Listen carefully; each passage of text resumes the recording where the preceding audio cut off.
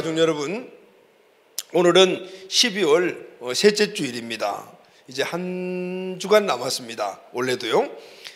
교회력으로 대림절 넷째 주일이죠. 넷째 주간입니다. 오늘 넷째 주일째인데, 이번 주간은 또 금요일이 성탄절입니다.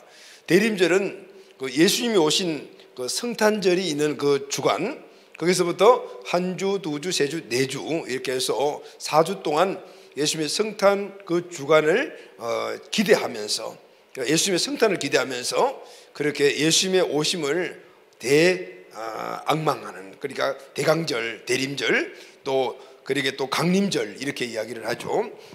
교회사에서는 계속해서 이 대림절을 지켰는데, 요즘은 또 이제 교회들이 또 여러 가지 많은 자기 교회의 어떤 그런 목표와 목적을 이루다 보니까 이 대림절이 좀 퇴색되어 가는 느낌을 들어요. 그래서 우리는 작년부터 안 되겠다, 예수님의 이 오심을 우리가 다시 악망하며, 그리고 또 다시 재림을 또 우리가 지금 기다리고 있잖아요.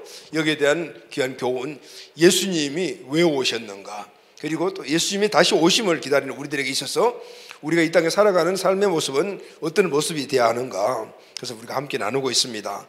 오늘 넷째 주간 주신 은혜가 또 우리에게도 있기를 주의 이름으로 축원합니다. 아멘. 지난 우리는 두 주간 동안에 6일 주일에는 희망 되신 예수님에 대해서 우리가 함께 나누었습니다.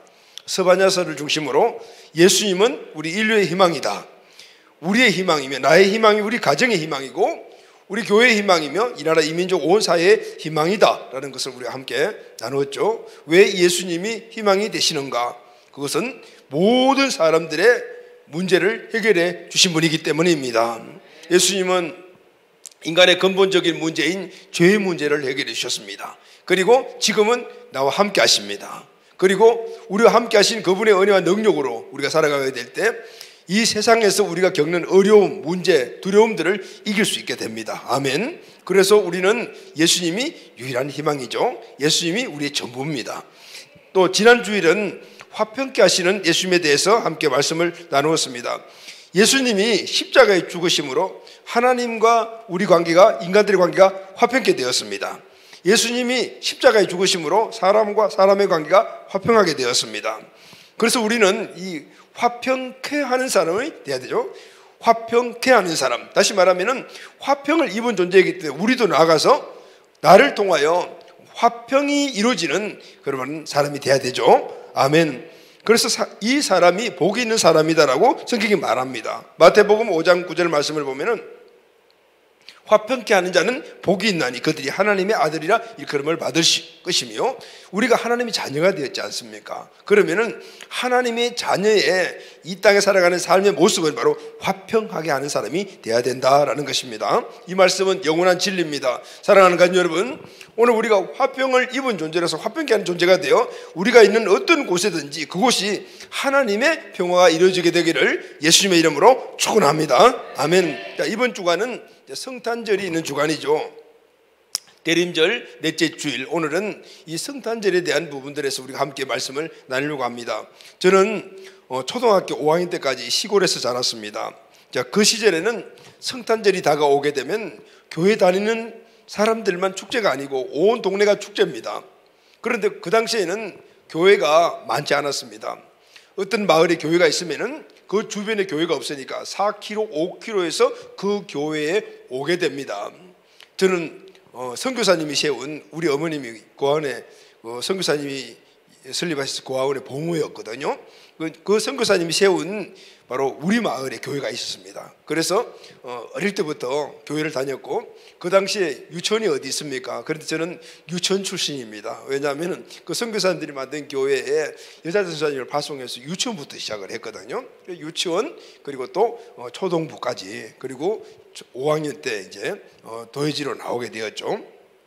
성탄절이 다가오는, 그리고 겨울 방학이 시작되면은 그때부터 온 동네 아이들이 아주 축제 분위기가 됩니다. 아침부터 밤 늦게까지 교회에 모여서 그냥 덜썩덜썩하면서 발표회를 준비를 해요.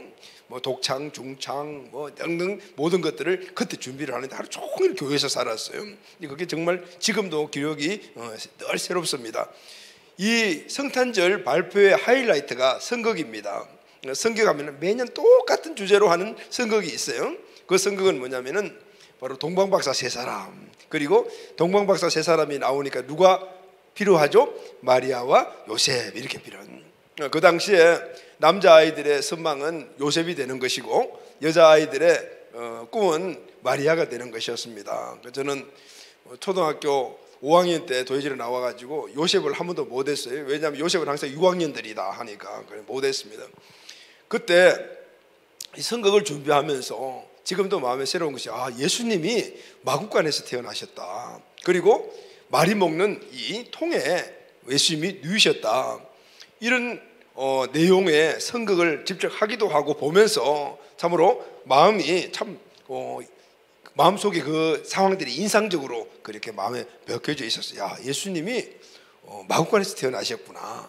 그리고 또 말이 먹는 그 염을 통해서 거기서 누이셨다니. 그 지금까지도 그 예수님의 그 모습들이 생생하게 기억에 남아요.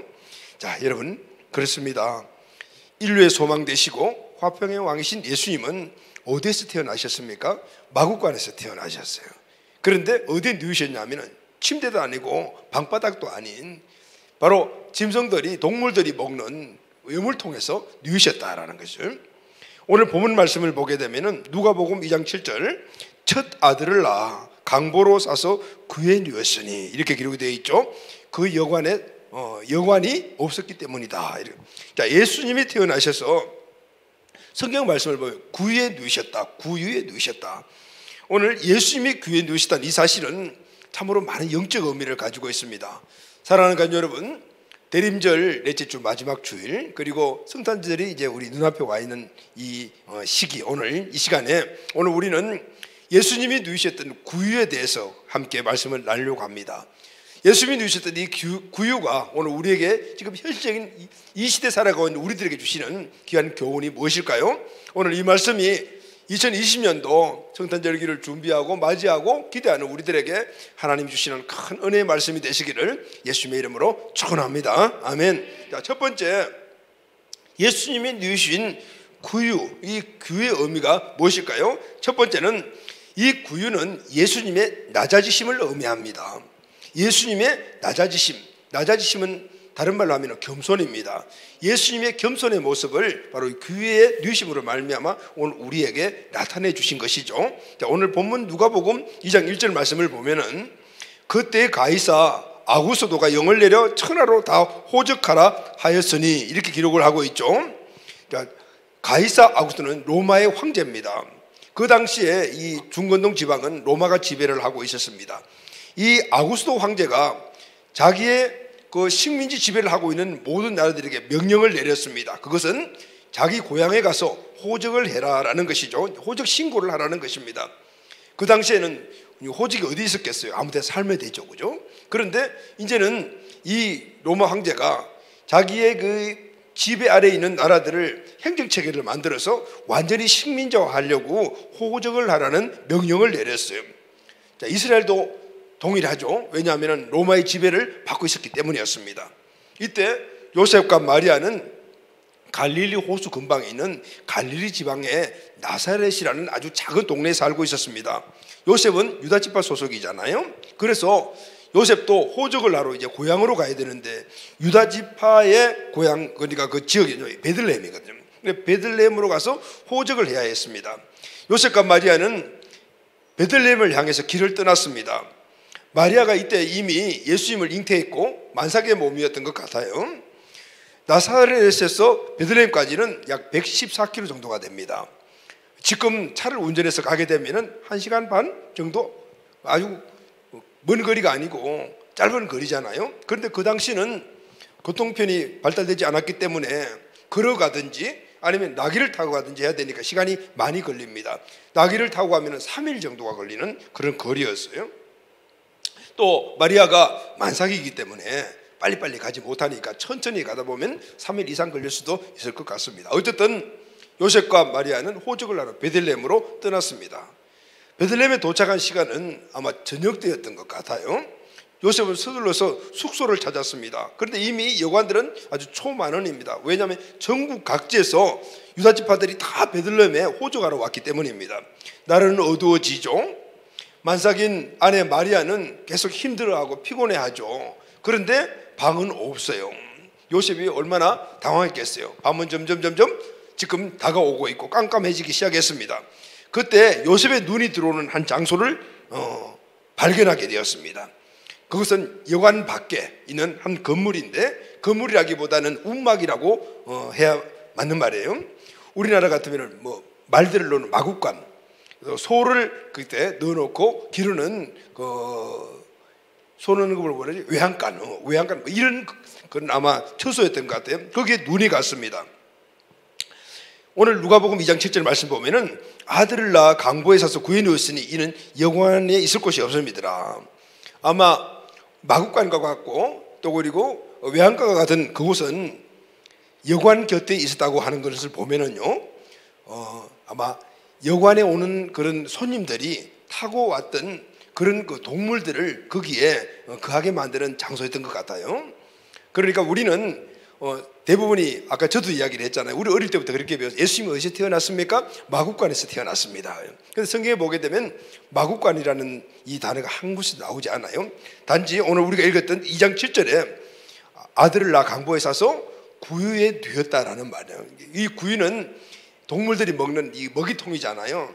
그러니까 요셉과 마리아가 가서 거주했던 그 공간은 아마 동물들이 거하는 공간들이었는데, 여관 곁에 있었으니까 여관에 오는 손님들이 타고 왔던 노새를 거기에 아마 보관했던, 그곳에 거하게 했던 그런 장소였던 것 같아요. 그러니까 노새가 있던 곳, 아마 이렇게. 그 구유는 노새의 먹이통 이렇게 이야기할 수가 있겠죠. 그때는 여행객들의 이 교통수단이 대부분이 낙이었기 때문에 아마 예수님이 태어나신 곳은 나귀가 거하고 있던 그런 우리였다라고 생각할 수가 있어요. 말을 사육하고 소를 사육하는 그런 공간과 같은 곳에서 예수님이 탄생을 하셨다. 그리고 침대도 아니고 어디에 누우셨어요? 그 노새가 먹는 이 먹이통에 누우셨다라는 것이죠. 자, 요셉은 여관 주인의 허락을 얻어서 아마 그 공간에 들어갔던 것 같아요. 사랑하는 가족 여러분, 왜 예수님이 오늘 이 나귀가 사는 곳, 나귀가 거하는 곳에 그리고 태어나서 그리고 구에 누우셨을까요? 여기에는 그날 뭐 방도 없고 하니까 어쩔 수 없지, 이런 어떤 그런 외적인 객관적인 우리 생각을 할 수가 있습니다. 그러나 오늘 예수님이 이런 나귀가 거하는 그런 공간에 그 나귀의 이 먹이통인 구에서 태어났다는 것은 굉장히 큰 영적 의미가 있습니다. 유대 율법에는 이 동물 자체를 부정적인 것으로 여기잖아요. 그러니까 이 동물과 관계되는 사람들도 귀하게 여기지 않았어요. 양을 치는 목자들, 그리고 나귀나 말을 모는 이 몰입꾼들은 동물이 부정한 것이든지 이 사람들도 그렇게 귀하게 여기지 않았어요. 그러니까 목자나 이 몰입꾼들은 천한 직업 중에 하나였어요. 자, 근데 여러분, 예수님은 가장 이렇게 부정적인 것, 부정한 것으로 낮은 것을 여기는 동물들이 가는 곳에, 그곳에서 거하게 되고 그곳에서 탄생을 하셨어요. 낮고 낮은 곳에서 탄생을 하셨다는 것은 하늘에 계시던 그분이 이 땅에 낮고 낮은 곳에서 찾아오시고 그곳에서 태어나셨다, 이것을 바로 구유에 누우셨다라는 말로 표현하고 있습니다. 자, 여러분, 이렇게 예수님은 낮고 낮은 곳에서 태어나셨는데 실제 예수님의 신분은 낮은 분이 아닙니다. 예수님은 높고 존귀한 분이십니다. 예수님은 하나님이시잖아요. 또 하나님의 아들이시고 하늘의 왕이셔요. 그런데 그분이 이 땅에 오셨는데 어디 와야 돼요? 궁궐에서 와든지 아니면 지금 같으면은 5성급 호텔에서 태어나 이렇게 해야 되잖아요. 그런데 가장 낮고 낮은 천하게 여기는 동물들이 거하는 그 공간에 태어나셨다는 것. 오늘 이것은 우리에게 엄청난 큰 교훈을 주고 있는 말씀입니다. 사랑하는 가족 여러분, 그러나 중요한 사실은 예수님이 낮고 낮은 동물들이 가는 그곳에 태어났다는 이 사실은 그 결과로 말미암아 오늘 우리 모든 인간들의 죄의 문제가 해결되고 구원이 열리는 장소였다는 사실을 말씀해 주고 있습니다. 예수님의 이 낮아지심은 모든 인간들의 구원의 길을 열어놓으셨다는 것이죠. 자, 여러분, 피조물인 인간이 하나님과 동등됨을 취하려다가 그것이 바로 범죄가 되었죠. 그 범죄를 우리가 원죄라고 이야기를 합니다. 원죄는 하나님 앞에서 피조물의 교만입니다. 오늘 우리가 하나님 앞에서 교만하다는 것은 바로 피조물인 우리들인 하나님 앞에서 종의 모습으로 겸손의 모습을 가져야 됩니다. 불구하고 하나님과 동등됨을 취하는 이것이 바로 교만이라는, 이 교만이 마귀 사탄 그리고 아담과 하와를 통해서 원죄가 되었고, 그리고 결국은 이것이 아담과 하와의 후손 태어나는 우리 모두에게 바로 타고나는 바로 원죄의 본질이 되어버린 것이잖아요. 그런데 여러분, 예수님은 지금 어디에 태어나셨습니까? 낮고 낮은 곳에 태어나셨습니다. 하나님의 뜻이었습니다. 예수님이 이 나귀의 우리간에 태어나시고, 그리고 그 구유에 누우시다는 것은 예수님 자신 뜻이 아닙니다. 이것은 하나님의 뜻입니다. 하나님이 이 땅에 보내셨고, 그것도 아주 낮은 곳에 태어나게 하셨기 때문에 거기에 예수님은 순종하셔서 바로 거기에 태어나신 거고, 거기에 누우신 거예요. 할렐루야. 다시 말하게 되면 오늘 이 말씀은 예수님의 하나님 앞에 겸손입니다. 아멘. 인간은 하나님 앞에 교만함으로 말미암아 범죄하여 모든 인간들이 사망에 이르게 되었고, 그러나 예수님은 하나님 앞에서 겸손함을 통하여서 하나님의 모든 뜻을 순종함으로 오늘 인류 구원의 역사를 이룬 줄로 믿습니다. 바로 그에 누우신 것은 예수님의 겸손함이며, 그러나 이 겸손함에 극치가 있습니다. 그것은 바로 예수님이 십자가에 달리신 것입니다. 예수님은 이 땅에 오실 때 하나님으로부터 십자가에 달리는 사명을 갖고 오셨어요. 그런데 그 사명에 순종을 했습니다. 십자가에 달리심으로 말미암아 인류 구원의 역사를 완성하신 거예요. 할렐루야. 이 땅에 나귀의 그 우리간에 태어나셨고, 그리고 구유에 누이시며 십자가에 달리심, 이 두 가지는, 구유와 십자가는 바로 예수님의 겸손의 극치죠. 결정체란 말이죠. 사랑하는 가족 여러분, 예수님의 이 겸손을 통하여 저와 우리가 구원을 받았습니다. 할렐루야. 아멘. 그리고 인류 전체 구원의 길을 열어놓으신 줄로 믿습니다. 아멘. 성탄을 앞둔 이 대림절 마지막 이 주일에 우리가 오늘 이 말씀을 통해서 얻어야 될 교훈이 바로 이것입니다. 그 교훈은 빌립보서 2장 5절에서 8절 말씀이에요. 자, 빌립보서 2장 5절에서 8절 말씀을 우리 다 같이 한번 읽도록 하겠습니다. 시작. 너희 안에 이 마음을 품으라. 곧 그리스도 예수의 마음이니 그는 근본 하나님의 본체시나 하나님과 동등됨을 취할 것으로 여기지 아니하시고 오히려 자기를 비워 종의 형체를 가지사 사람들과 같이 되셨고 사람의 모양으로 나타나사 자기를 낮추시고 죽기까지 복종하셨으니 곧 십자가에 죽으심이라. 아멘. 여러분, 오늘 예수님의 마음은 어떤 마음입니까? 하나님 앞에 겸손의 마음입니다. 오늘 우리가 지금 이 절기에 가져야 될 귀한 교훈이 무엇입니까? 예수님의 마음을 우리가 품는 겁니다. 아멘. 너희 안에 이 마음을 품으라. 이 마음이 무슨 마음일까요? 오늘 빌립보서에서 사도 바울은 이 마음은 그리스도 예수의 마음이다 라고 말합니다. 이 그리스도 예수의 마음이 어떤 마음입니까? 그는 근본 하나님의 본체시나, 그분은 하나님이시오. 존귀한 신분이었지만은 그러나 하나님과 동등됨을 취하려고 하지 아니하시고 오직 자기를 비워, 자기의 신분을 비워, 자기의 모든 권위를 비워 뭐가 돼? 종의 형체를 가지사. 아멘. 그 종의 형체를 가지고 하나님의 뜻을 순종하는 종이 되셔서 하나님의 뜻인 인간의 몸을 입고 이 땅에 나타나서 어디에 나타났습니까? 바로 나귀의 우리간에 나타나고, 할렐루야. 구유에 누이는 가장 낮추신 분으로 나타나시고, 아멘. 그리고 거기서 끝나는 것이 아니고 죽기까지 겸손하여 복종하셨으니 십자가에 죽으심이라. 아멘.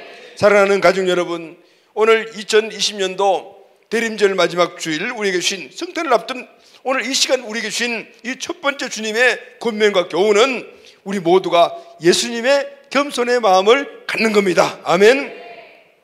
사랑하는 가족 여러분, 지금 우리가 살고 있는 이 현실 사회는 갈등 속에서 우리가 너무나 많은 어려움 가운데 있습니다.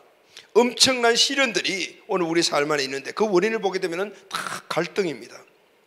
사람과 사람이 반목하여 갈등하고, 가족도 가족 구성원끼리 서로 반목하고, 우리가 몸담고 있는 직장이나 아니면 어떤 사회의 어떤 환경의 공동체 안에서 그 구성원들 한 사람 한 사람 서로가 반목하고, 그래서 관계가 깨어지고 가정이 깨어지고 또 사회는 완전히 양분화되어서 오늘 그 갈등 가운데 엄청난 어려움들을 우리가 피부로 겪고 있습니다. 여러분, 원인이 무엇일까요? 무엇 때문에 이런 일들이 일어납니까? 그것은 바로 각각의 모든 사람들에게 있어서 겸손의 부재입니다. 겸손이 없는 거예요. 겸손이 없어요. 내가 잘났다, 나보다 잘난 사람이 있으면 나와보라, 우리가 잘났어, 우리보다 더 잘난 사람이 있어?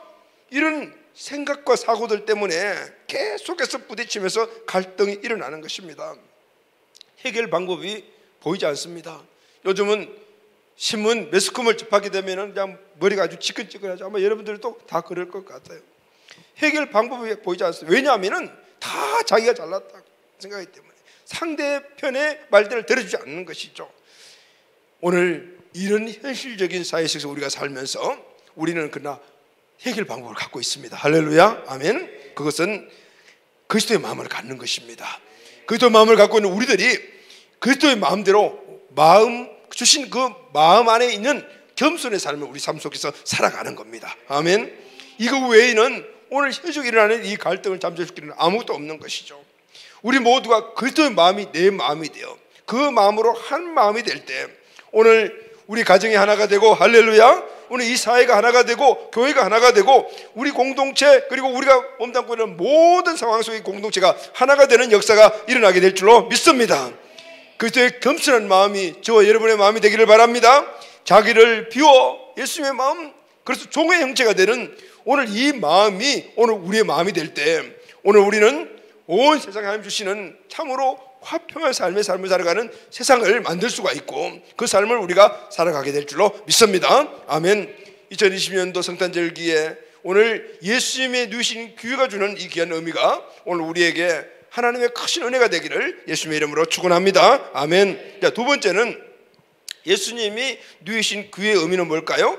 두 번째는 예수님의 사랑을 의미합니다. 또 이것은 하나님의 사랑을 의미하기도 하겠죠.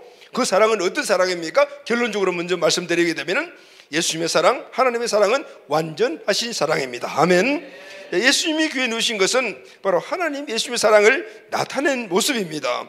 성탄은 하나님의 사랑이 이 땅에 나타난 것입니다. 그러면 여러분, 하나님의 사랑은 어떤 사랑일까요? 에베소서 3장 18절에서 19절 말씀을 우리가 같이 한번 읽어보도록 하겠습니다. 에베소서 3장 18, 19절 말씀 시작. 너희 모든 성도와 함께 지식에 넘치는 그의 사랑을 알고 너비와 길이와 높이와 깊이가 어떠함을 깨달아 하나님의 모든 충만하신 것으로 너에게 충만하게 하시기를 구하노라. 아멘.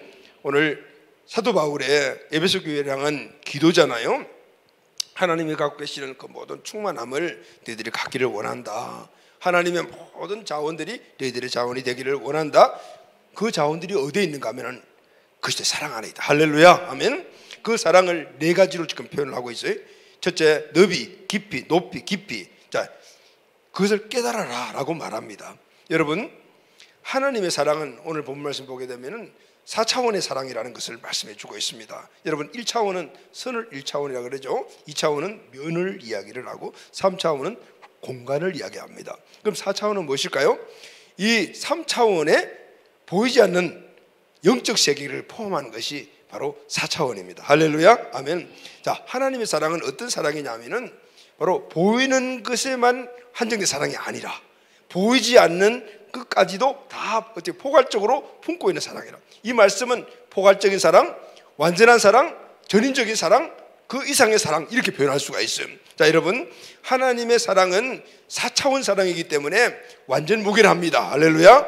하나님의 사랑 안에 있으면은 해결되지 못할 것이 없어요. 모든 것이 다 해결된다 그 말이죠. 그리고 이것은 공간 차원에 있는 거예요. 공간은 오늘 이 공간 안에는 우리가 한 300명 들어오게 되면 꽉 차버리잖아요. 그러나 4차원의 공간은 오늘 수용하는 것이 한계가 없어. 할렐루야, 아멘. 하나님의 4차원의 사랑은 오늘 모든 것들을 다 수용하고 모든 사람들을 다 수용해도 너끈히 수용하고 남음이 있다 그 말이야. 아멘.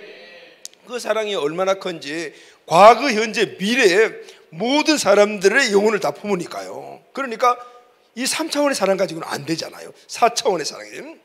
여러분, 예수님이 나기 위해 귀에 누이신 이유가 바로 예수님의 이 4차원 사랑을 우리에게 나타내 주신 거예요. 여러분, 예수님이 만약에요 세상의 왕이나 귀족이나 고관으로 왕궁이나 아니면 상층 집이나 아주 그냥 큰 집에 태어났다라면 우리가 예수님을 만날 수 있을까요? 목자와 같이 비천한 사람들이 찾아뵐 염두도 내지 못합니다. 그러나 그분이 나귀의 우리간에 그리고 구해 누이셨기 때문에 목자들도 프리패스로 찾아가죠. 동방 박사들도 누구의 구애감도 없이 그곳에 찾아갈 수가 있다는 것이죠. 이것이 바로 하나님의 이 포괄적인 모든 것들을 수용하는 사랑의 모습을 보여주신 거예요. 제가 예전에 군대 생활할 때요, 결전을 받거나 아니면은 또 호출이 있으면 지휘관실에 가야 됩니다. 지휘관실에 갈 때는 바로 지휘관실 문을 열고 들어갈 수가 없습니다. 행정처를 걸쳐서 들어가든지 아니면 비서실을 걸쳐야지 들어갈 수가 있어요. 행정처나 비서실 가게 되면은 일단 거울을 한번 보고 머리 뭐 이렇게 맵시도 한번 하고 옷도 이렇게 한번 이렇게 제대로 잘 입혔나 입고 있나 한번 딱 점검을 해보고 이렇게 해서 또 목소리도 한번 점검을 해봐요. 왜냐하면은 직원들한테 가면은 잘 보여야 되잖아요. 그리고 또 잘못하면은 책망받을 수 있고 하니까 아주 긴장을 해가지고 그렇게 들어가서 끝날 때까지 아주 그냥 공손하게 정중하게 있다가 그렇게 나오는데, 그러니까 이 지휘관을 만나러 가게 되면은 늘 마음에 불편함이 있습니다. 그래서 특별한 일이 하려면은 오라 그러지 않으면 일부러 가지 않아요. 갈 이유가 없죠. 여러분, 사람들도 마찬가지입니다. 우리가 하나님 앞에 나가는 것이 불편합니다.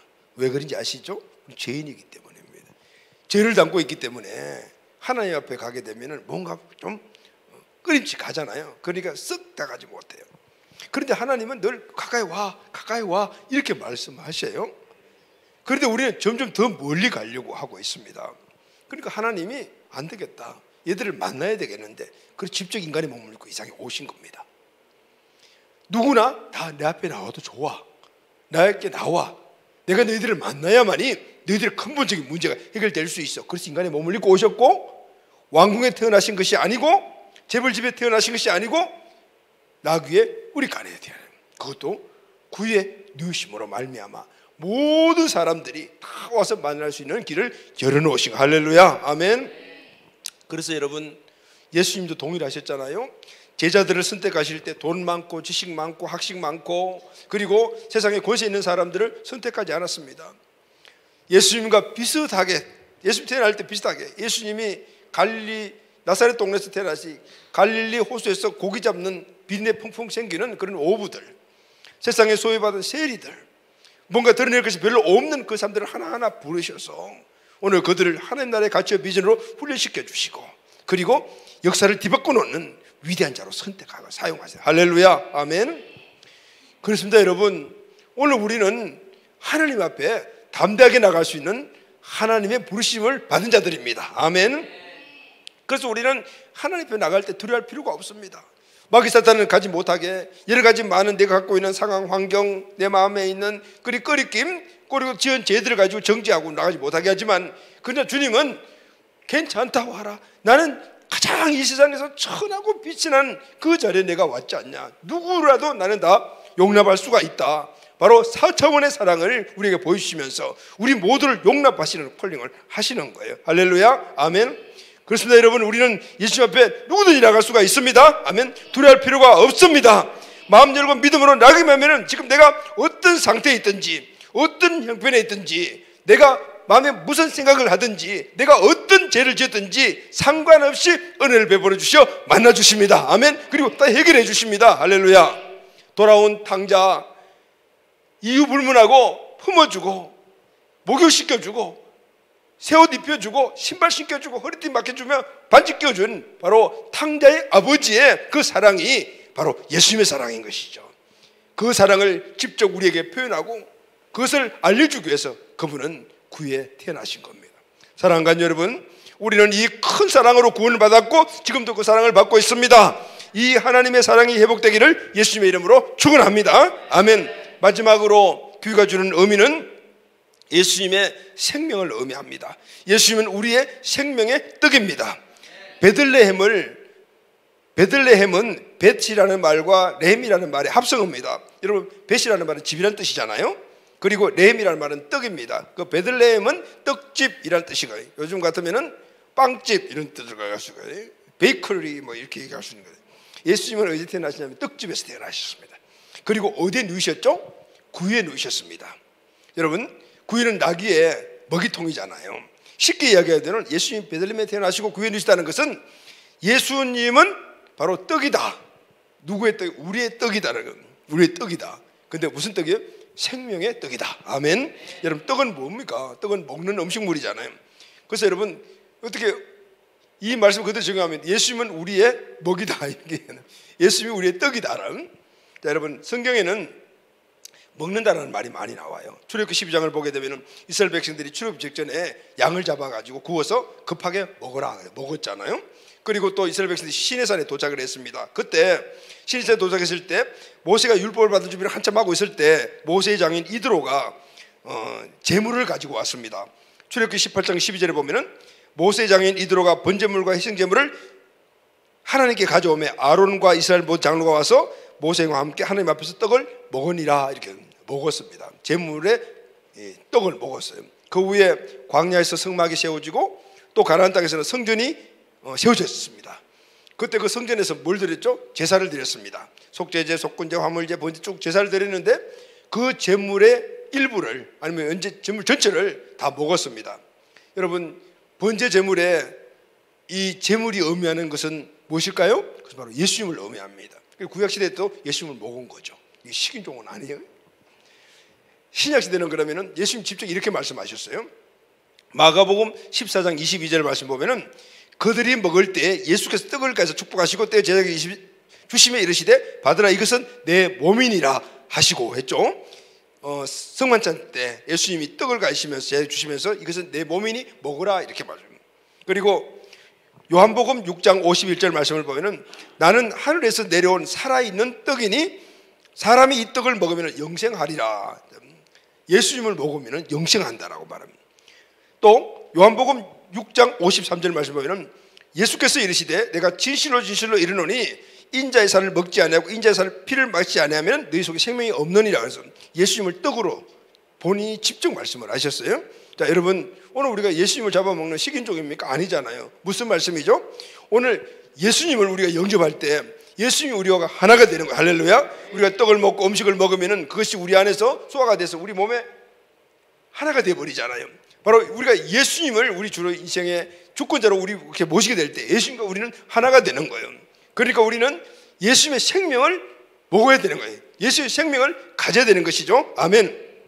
믿음과 신앙은 이렇게 성경을 먹는 거라고 표현하고 있습니다. 여기 굉장히 중요한 의미가 들어 있습니다. 예수님의 생명을 먹음으로 예수의 생명을 간자가 되었습니다. 구원받은 하나님의 자녀요, 하늘의 상속자가 된 것이잖아요. 그런데 여러분, 이 생명을 가진 자는 그 다음에 어떻게 됩니까? 이 생명을 유지하려면 계속해서 생명력을 공급받아야 합니다. 할렐루야. 아멘. 다시 말하면 계속해서 떡을 먹어야 합니다. 그 떡이 뭘까요? 하나님의 말씀입니다. 할렐루야. 계속해서 우리는 하나님의 말씀을 먹어야 됩니다. 계시록 10장 9절 10절 말씀을 보게 되면 내가 천사에게 나아가 작은 두루마리를 달라 한즉 천사가 이래 갖다 먹어버리라. 이게 두루마리는 하나님의 말씀이잖아요. 그런데 야, 두루마리를 이 하나님의 말씀을 읽어라, 이해해라 이렇게 말씀하지 않고 갖다 먹어버리라 이렇게 말씀했어요. 그 두루마리를 갖다 먹어버리니까 내 입에는 달지만은 내 뱃속에서 쓰게 되더라. 하나님의 말씀을 먹는 겁니다. 하나님의 말씀 읽고 이해하는 것이 아니에요. 하나님의 말씀은 내가 받아들여서 그 말씀이 나의 영양가가 되어가지고 내가 하나가 되어버려요. 그러니까 하나님의 말씀을 먹는다라고 표현하고 있습니다. 여러분, 하나님의 말씀을 오늘 우리는 읽고 듣고 보고 해서 우리 마음속에 계속해서 묵상을 해요. 할렐루야. 그리고 이 말씀이 우리 마음속에 창념 딱 붙어버려야 돼. 아멘.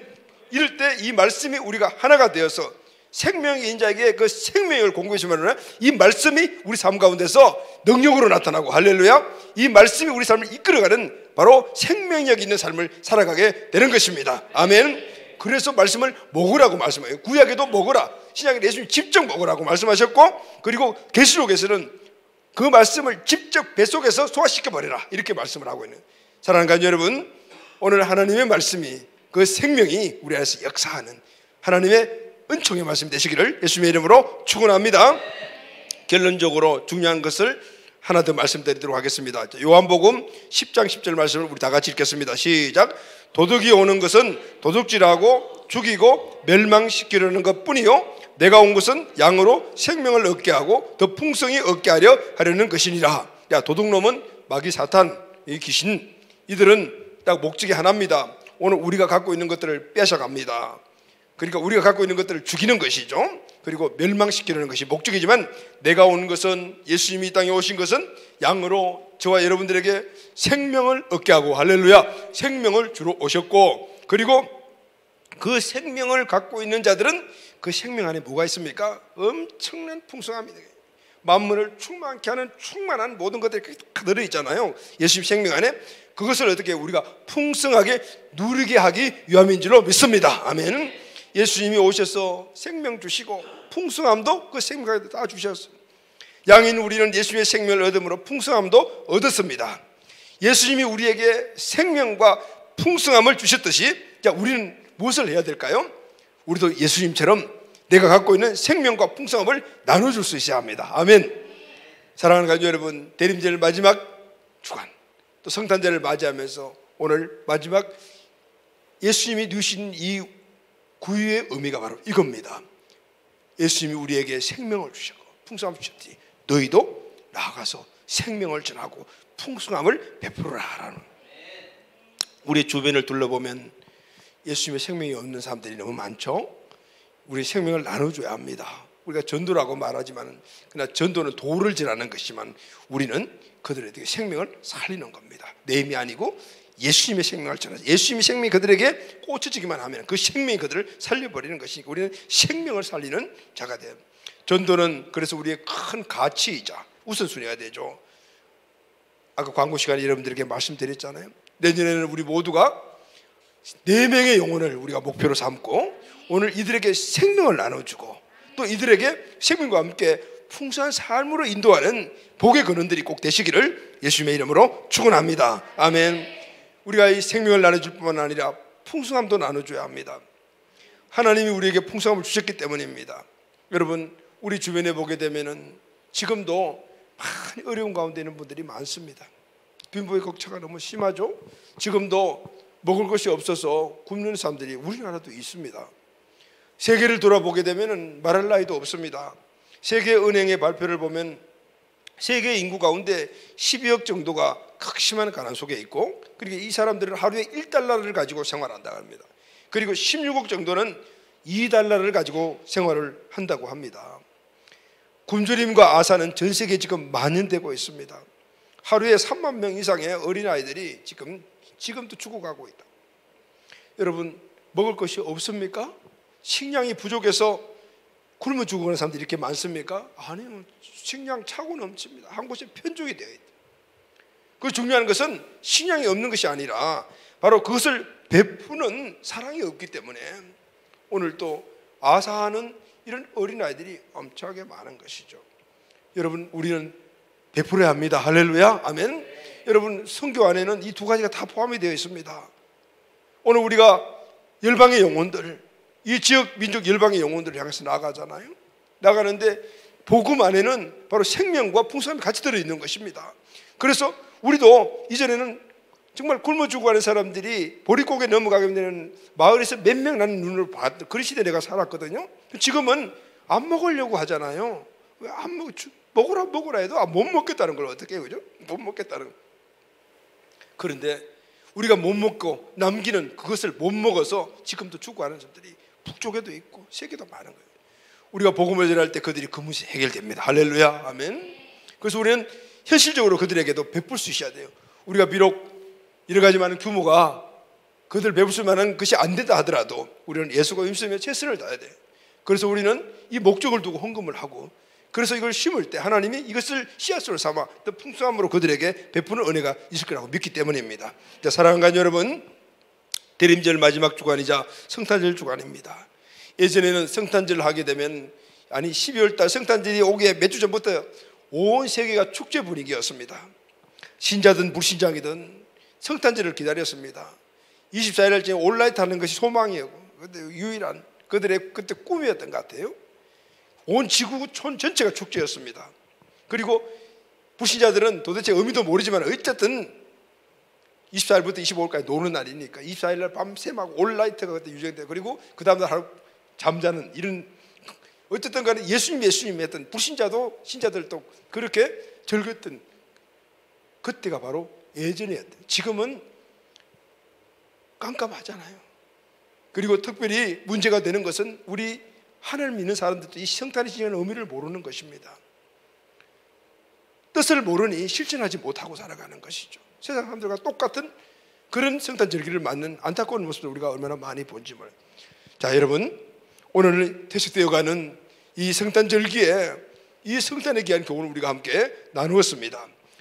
오늘 말씀을 통해서 우리가 마땅히 회복해야 될 성탄의 교훈이 무엇입니까? 첫째는 예수님의 겸손을 배우고 실천해야 합니다. 할렐루야. 두 번째는 예수님의 사랑의 본질을 알고 이 사랑을 우리가 실천해야 합니다. 아멘. 두 번째는 예수님의 생명의 본질을 알고 이 생명을 그리고 풍성함을 전하는 자가 되는 이런 결단이 우리에게 있게 되기를 예수님의 이름으로 축원합니다. 하나님 주시는 큰 은혜가 오늘 이 말씀을 통하여 성탄 주님 오심 그날을 기대하면서 다시 한 번 더 우리의 신앙의 본질이 되어 하나님 주시는 이 성탄의 풍성한 삶을 그리고 깨닫고 누리는 우리 공동체 온 가족들이 다 되시기를 예수 그리스도 이름으로 축원합니다. 아멘.